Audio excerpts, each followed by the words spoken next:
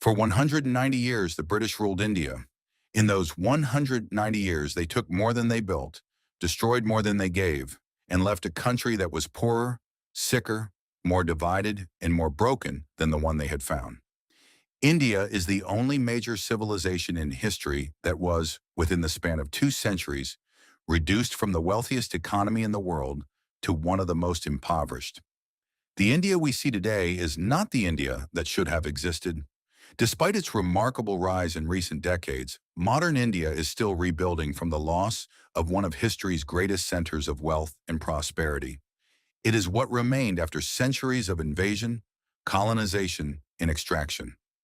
This is the story of how one of the world's richest civilizations was systematically stripped of its wealth, industries, and opportunities, and why the consequences are still felt today. In 1700, India accounted for nearly a quarter of the world's economy. By 1947, after almost 2 centuries of British rule, it had been reduced to one of the poorest nations on earth. These are the ugly and brutal realities of British rule in India. Things that have never been fully acknowledged, never formally apologized for, and never truly paid back. Every fact in this video is backed by historical records. Every statistic comes from documented sources. The truth is powerful enough on its own. When Britain chose to starve India. The famines of British India were a pattern, repeated across 190 years, documented in colonial records, and connected by a single common thread. In every major famine, India was producing or holding enough food to prevent mass death. What prevented that food from reaching the hungry was British policy. The first catastrophic famine of the British era struck Bengal in 1770, only 13 years after the Battle of Plassey that gave the East India Company control of the province. 10 million people, one-third of Bengal's entire population, died of starvation. The immediate trigger was drought. The structural cause was the East India Company's land revenue system, which had taxed Bengali farmers so heavily that no farmer had surplus grain to survive a failed harvest.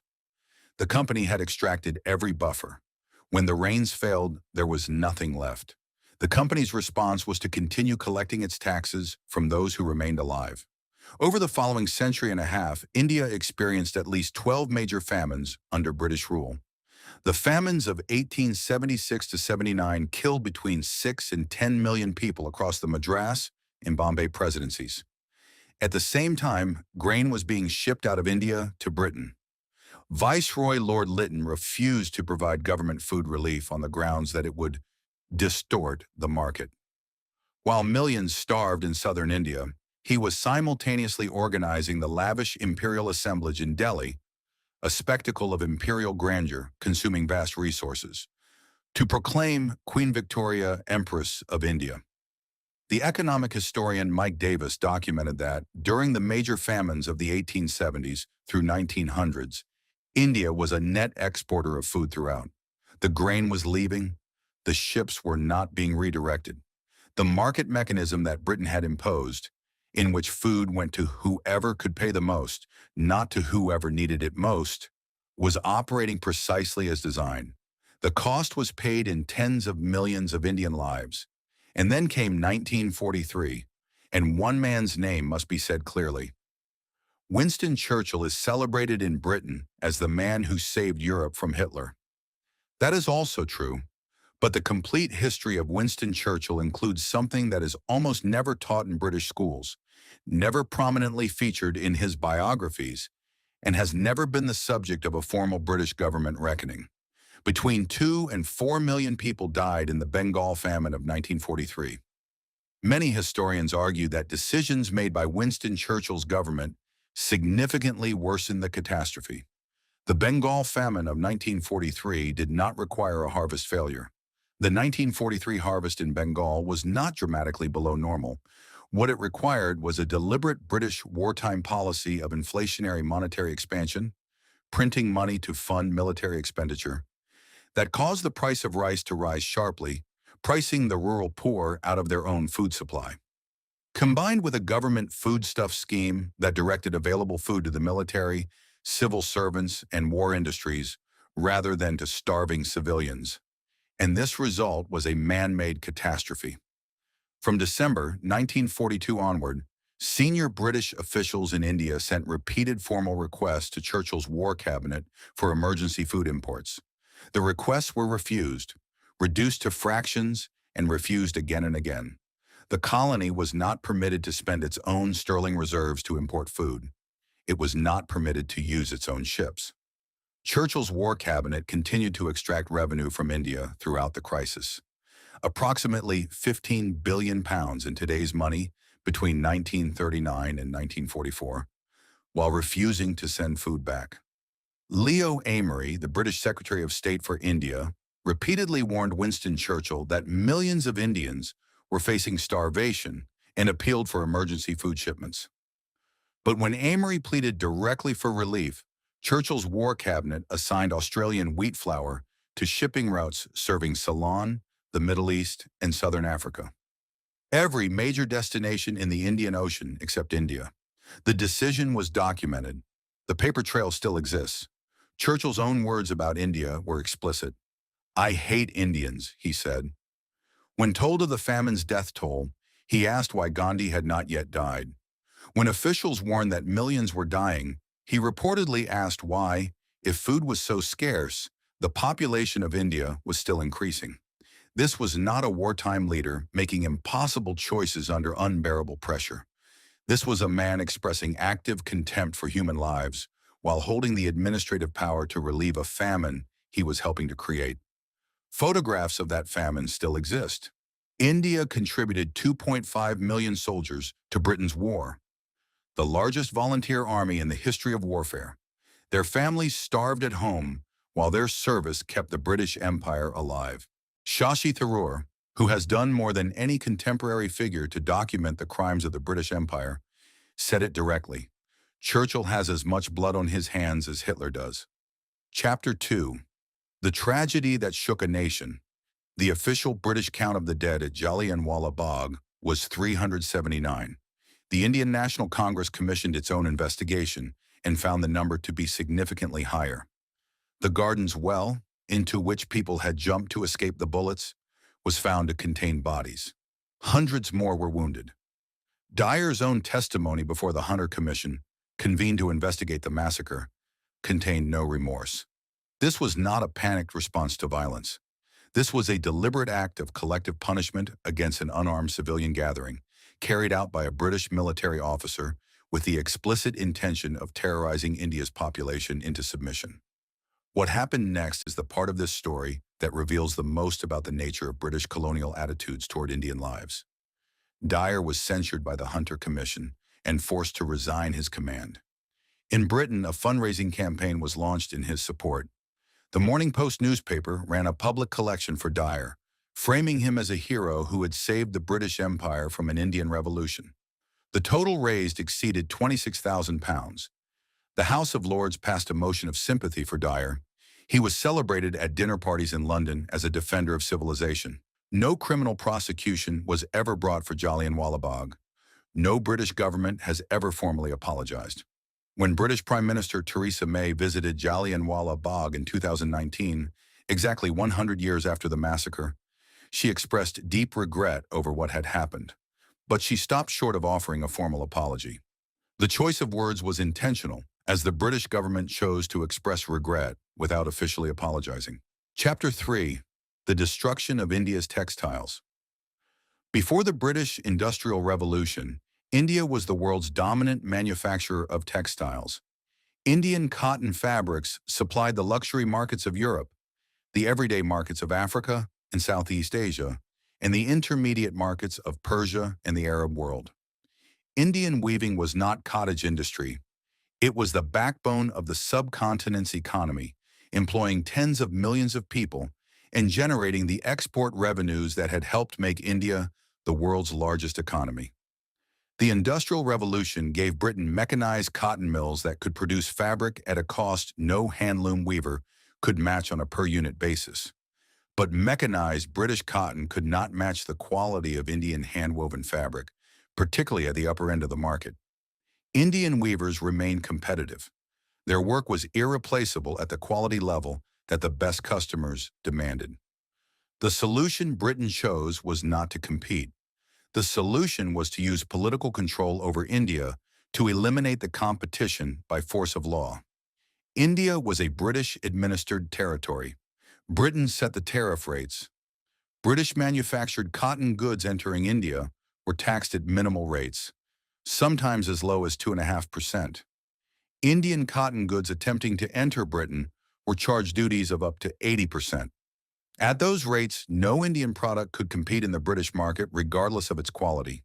Meanwhile, the cheap British factory cotton flooded into India at near zero duty, undercutting Indian handloom weavers in their own domestic market.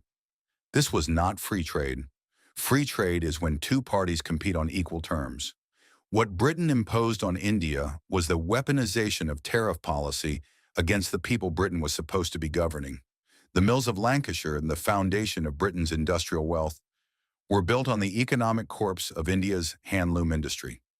Dhaka, a jewel of undivided India, whose muslin had been traded globally since before the Common Era, whose weavers had supplied the Mughal court and the Roman aristocracy, and whose fabric had been celebrated in the courts of Europe, lost its primary industry within decades. The city's population collapsed from approximately 150,000 in 1800 to around 30,000 by 1840. Families whose weaving skills had been accumulated and refined across generations found those skills rendered economically worthless by a policy decision made in London. Weavers who had produced the finest cloth in the world could not feed their children. William Bentinck, the British Governor-General, wrote in 1834 in an official dispatch, "The bones of the cotton weavers are bleaching the plains of India." These were the words of a British official documenting in formal correspondence what his government's economic policies had done to millions of Indian artisans. The richest textile tradition in the world was deliberately dismantled so that Lancashire could sell its machine-made cloth to captive Indian consumers who had no alternative. The millions of artisans whose livelihoods were destroyed had no recourse, no vote, and no voice in the government that had destroyed them. Chapter 4. The Forced Crops.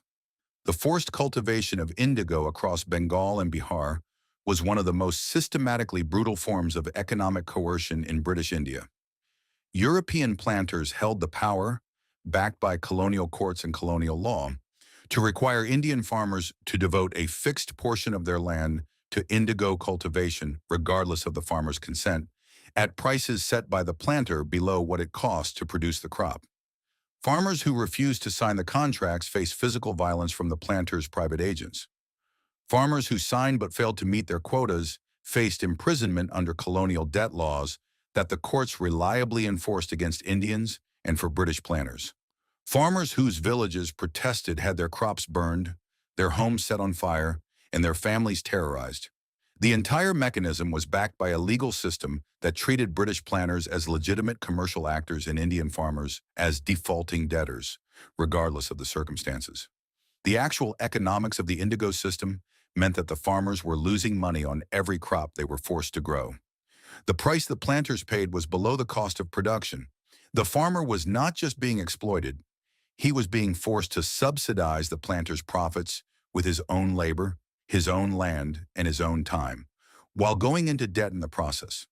The conditions of the indigo farmers were documented in a play called Nil Darpan, written in 1858 by Dinabandhu Mitra, which depicted the violence, the coercion, and the systematic cruelty of the indigo plantation system with specificity that shocked readers.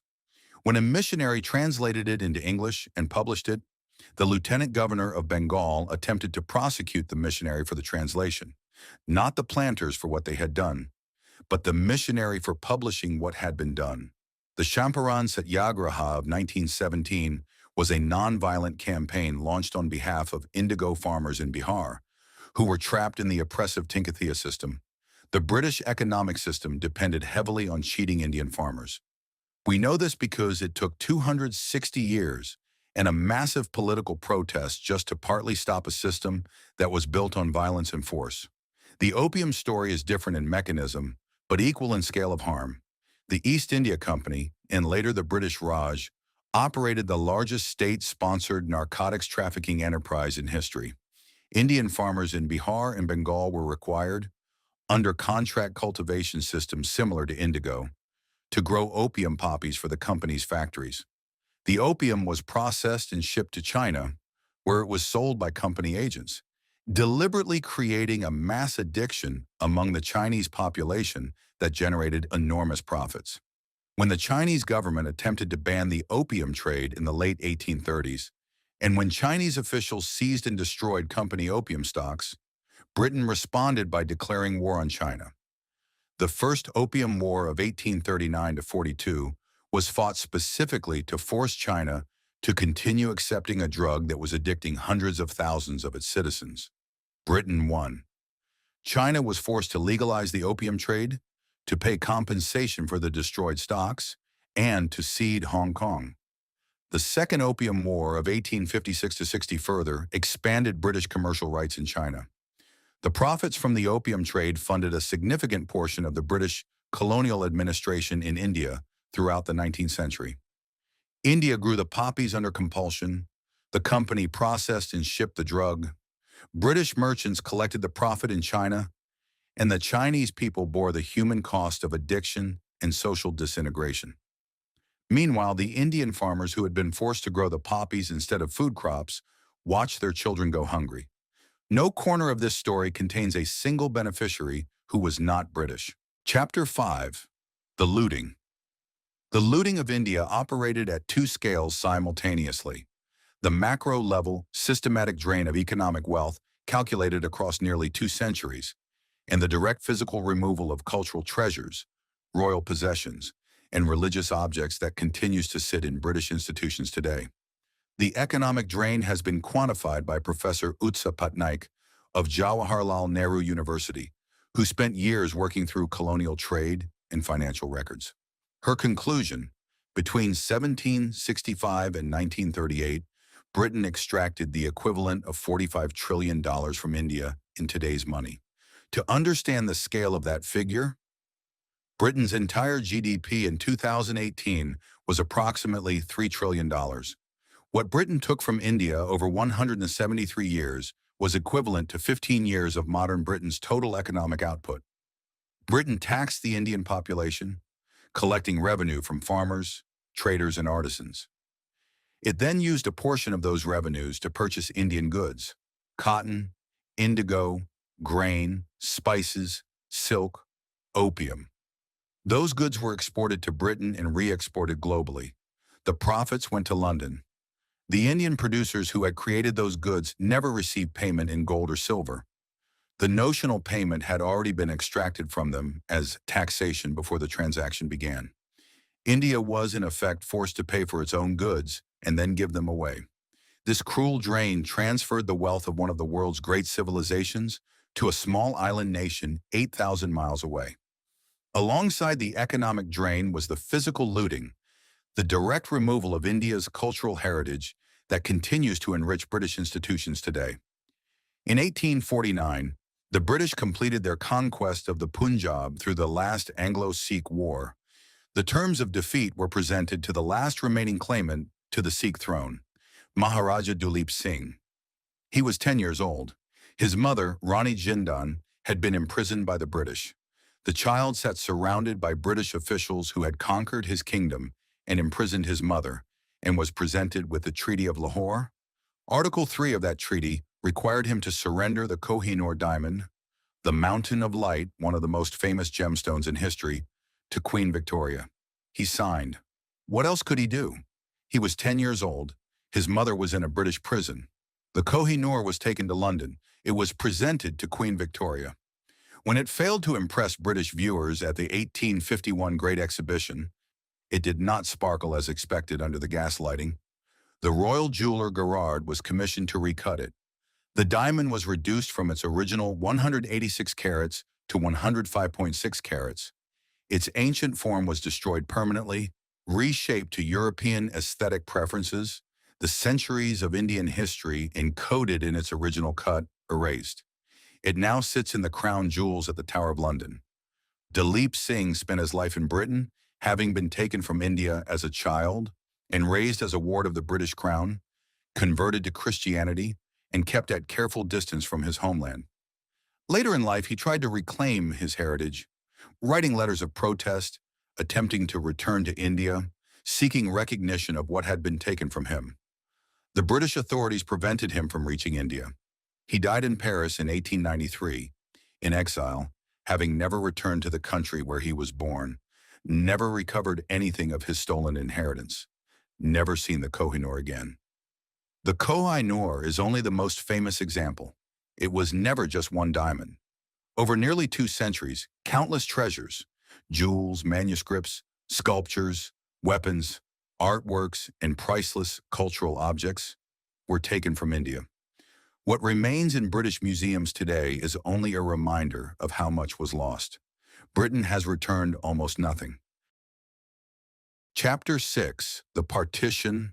The Partition of India in August 1947 was the final act of British colonial rule. It was executed with a speed and a carelessness for human consequences that, measured against the scale of the suffering it caused, represents one of the most reckless exercises of bureaucratic power in the 20th century. When Clement Attlee's government announced in February 1947 that Britain would leave India, the original target date for independence was June 1948, 15 months away. Mountbatten arrived as viceroy in March 1947 and almost immediately announced that independence would happen on August 15, 1947. 5 months away, not 15. He subsequently brought that date forward from June 1948. The reason given for the acceleration was that the political situation was deteriorating and delay would only worsen things. The consequence was that the partition of a subcontinent of 340 million people was compressed into a process that gave those people almost no time to prepare, move, or protect themselves. The man appointed to draw the actual borders was Cyril Radcliffe, a British lawyer who had never been to India before his appointment.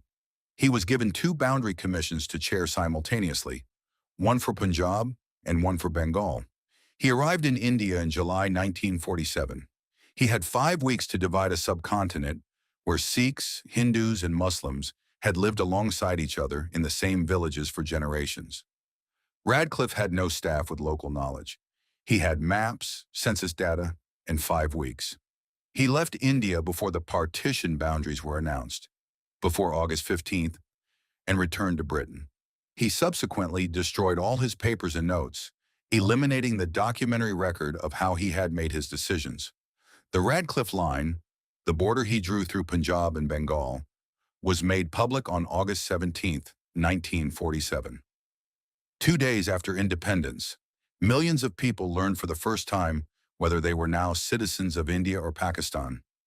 In Punjab, where entire communities had been intermingled for centuries, the announcement triggered one of the largest and most violent forced migrations in human history.